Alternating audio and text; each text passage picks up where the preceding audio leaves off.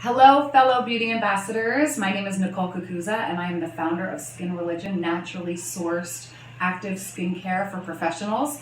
We are here today to level up your dermaplane game. So we're going to take the actual popular dermaplane treatment that we normally do, work with in our rooms, to another level to reach the best capacity of your client's skin concerns. Also, get the best result-driven ingredients and products to use and get the best result with whatever your client's skin concerns are. Okay, so we're going to be talking about a multifaceted version of your client's skin, their skincare, their concerns, and we're going to kind of talk about how we can level up each one.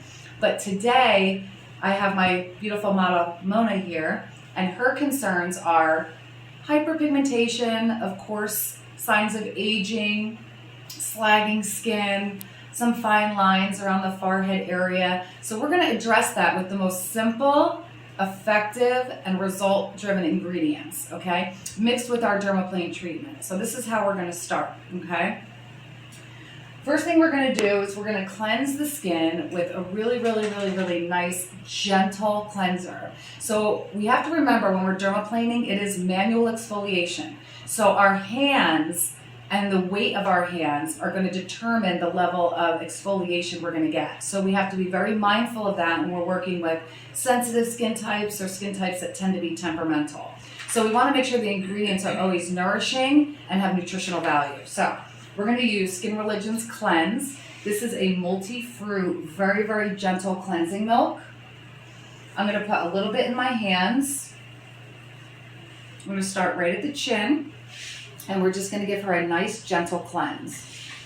So when I say it has multi-fruits in it, this is natural organic sugar cane, sugar maple, a little bit of white willow bark, aloe leaf juice, okay? So all these nourishing ingredients that are going to actively get into the skin to deep clean, but also not leave any irritation behind, not leave any dryness behind. And we all know that organic sugar cane is a derivative of glycolic acid. So you're actually putting on a little bit of that glycolic acid, which is, as we know, that number one sourced ingredient that actively desquamates the surface of the skin, actually more effectively than any other acid. So we're actually cleansing and loosening up some of that dead skin, okay? So we're gonna give her, like I said, this nice gentle cleanse. And with dermaplaning too, you don't have to run into too many steps. We're just taking it like little by little, because we're mixing a pretty aggressive modality and we have active ingredients. So we don't have to be piling up too many ingredients. You can choose to do steam if you like to soften the skin a little, or even just for a more relaxing experience, go right ahead. Just don't keep the steam too close to the skin or on for too long. And you're gonna also wanna leave the steam on at the beginning of the facial only, during the stimulate, agitate portion of the facial, because that's what we're doing. We're stimulating, agitating, okay? So stimulation, cleanse, light exfoliation, we're gonna dermaplane, and then we're gonna repair and respond, okay? So that's how this whole facial is going to go.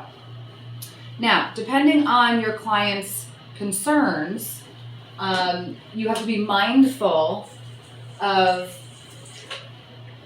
skin type, of course, condition. Ask a lot of questions, because a client may come in and their skin may look perfect. Wow, great candidate for a dermaplane. But we need to ask questions like this. Is your skin temperamental? Do you get active flare-ups that kind of come out of nowhere, like maybe a rosacea condition that you don't know or they don't even know they have?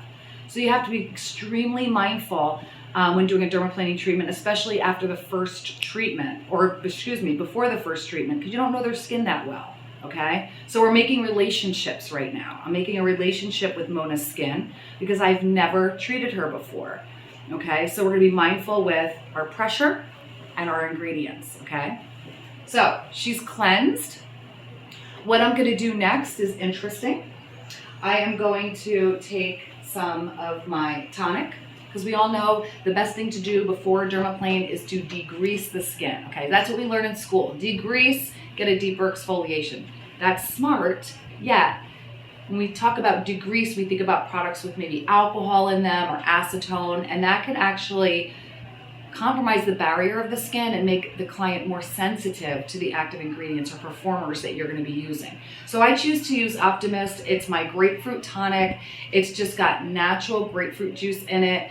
It's got no added alcohol, so it's more like a freshener than anything else. So look for those words when you're buying degreasers: freshener, tonic. They're much lower in alcohol content, and usually fresheners don't have any. But it's going to give her that nice cooling feeling, great experience, and also just give the skin that little bit of degreasing that she needs.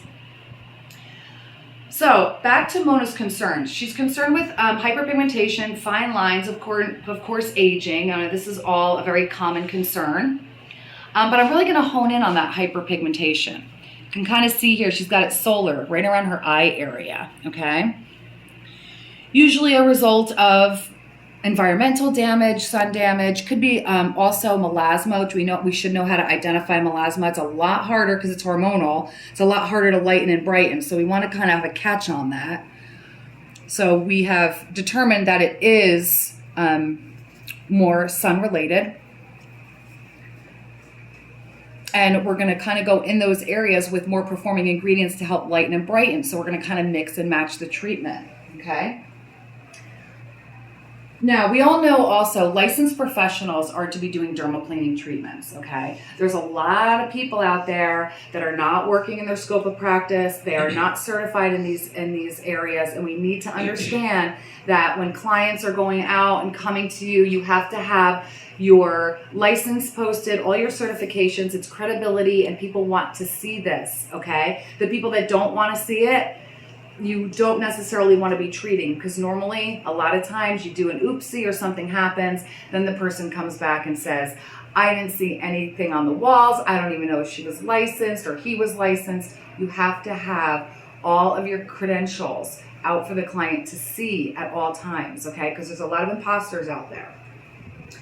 Okay, so I choose to use a number 3 handle. It's a stainless steel dermaplane handle.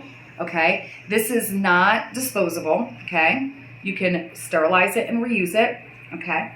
And then it's compatible with a number 14 blade. And I choose 14 because I like the rounded at the tip. So when you're working around the delicate areas like the nose or the eyes, you have this little area that if you're to swipe or to have a little, accident, you're not going to slice the client's skin, okay? So we're going to take our blade. Always wait to put the blades on when your clients are with you. If you open it up and you put it on the table, oh, my client's coming in, I'll have it all ready, and the client cancels or doesn't show up, now you have a contaminated, unsterile blade. So open it up, snap it on, take your little piece of wrapper and just chuck it, okay? So we have a nice firm grip there. This is a stainless steel tip, okay? And you can also use carbon steel, all right? There's 2 different types. Stainless steel seems to fit better. I think you get a deeper exfoliation, less chance for irritation, and less chance for infection, okay? So stainless steel, it costs a little bit more, but it's actually, I think it's better, but it's your choice, okay? So we're gonna start on Mona's face right in here. This is the glabella area. I always like to start here, and then I choose to go left, come back up, choose to go right. And the reason why I do this, it's like giving a haircut. It's called precision treating. So when you're precision treating, you're actually not liable or able to miss a spot or go over one spot too many times, because that could also cause irritation. So we're going to start right here at the glabella. We're going to take the blade at about a 45-degree angle. And we're going to I like to just start kind of going chicka, chicka, chicka, chicka, chicka. I use a lot of sound effects. That's just the way I work. Okay? And just get your mojo going. You don't have to just go in and start, jamming away. Get your mojo. Get the feel of the pressure you want to use right here at the tip of the nose. Come up a little bit, being mindful of the eyebrow area. And just work gently right up to your forehead area. Now notice how I'm working within the perimeters of my fingers. This way I'm protecting her. I'm covering her eyebrows so we don't have any oopsies in the eyebrow area. And I'm covering her hairline because I don't want to give her a haircut. This is a facial treatment, not a haircut. Okay, so I came straight up. So now I have, as you can see, mostly dead skin and vellus hair, right? You see that here. So what I'm gonna do is I'm gonna take my cotton round, I'm gonna dip it in a little bit of water, and I'm just gonna place it right here, and I'm gonna do a little wipe. Now, it's important to wipe frequently because you can dull the blade. You can also nick the client if there's little particles on the blade. So make sure you are wiping frequently.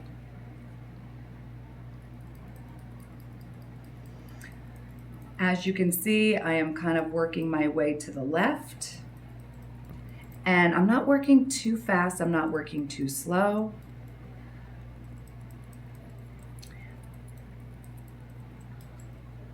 Also, with more clients that are concerned with aging, they tend to be a little bit drier, and this treatment naturally can dry the skin, especially if you're using active performers to lighten and brighten. So we're gonna do something really interesting after I do this one pass, which I'm working kind of swiftly but mindfully, okay? I'm gonna stretch right as I get around to here, like the half moon around the eye area. I'm gonna stretch the skin and I'm gonna come straight towards my heart with the blade. It's another thing with dermaplaning, always think come towards your heart. So always make sure you turn the client's head or contort them where you need it for their safety and yours. And normally I will say, and I said to Mona earlier, I'm gonna be contorting your face for your safety as I get into different areas. It's important that you not talk, cough, or sneeze